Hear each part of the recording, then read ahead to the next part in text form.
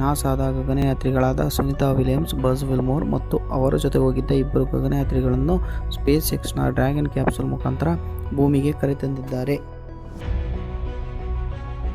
ಗಗನಯಾತ್ರಿಗಳು 2024ರ June 5ರಂದು ಸ್ಪೇಸ್ಗೆ Boeing ಸ್ಟಾರ್ಲೈನರ್ನಲ್ಲಿ ಅಂತಾರಾಷ್ಟ್ರೀಯ ಬಾಹ್ಯಾಕಾಶ ನಿಲ್ದಾಣಕ್ಕೆ ಪ್ರಯಾಣಿಸಿದ್ದರು. ಕೇವಲ 8 ದಿನಗಳವರೆಗೆ ಮಾತ್ರ ಆಯೋಜಿಸಲಾಗಿದ್ದ ಅವರ ಕಾರ್ಯಾಚರಣೆ ಬೋಯಿಂಗ್ ಸ್ಟಾರ್ಲೈನರ್ ಬಾಹ್ಯಾಕಾಶ ನೌಕೆಯಲ್ಲಿನ ತಾಂತ್ರಿಕ ವೈಫಲ್ಯಗಳಿಂದ ಈ ಕಾರ್ಯಾಚರಣೆಯನ್ನು ವಿಸ್ತರಿಸಲಾಯಿತು. ಒಟ್ಟು 9 ತಿಂಗಳ ಬಾಹ್ಯಾಕಾಶ ಕಾರ್ಯಾಚರಣೆಯ ನಂತರ ಸುರಕ್ಷಿತವಾಗಿ ಭೂಮಿಗೆ ಮರಳಿದ್ದಾರೆ.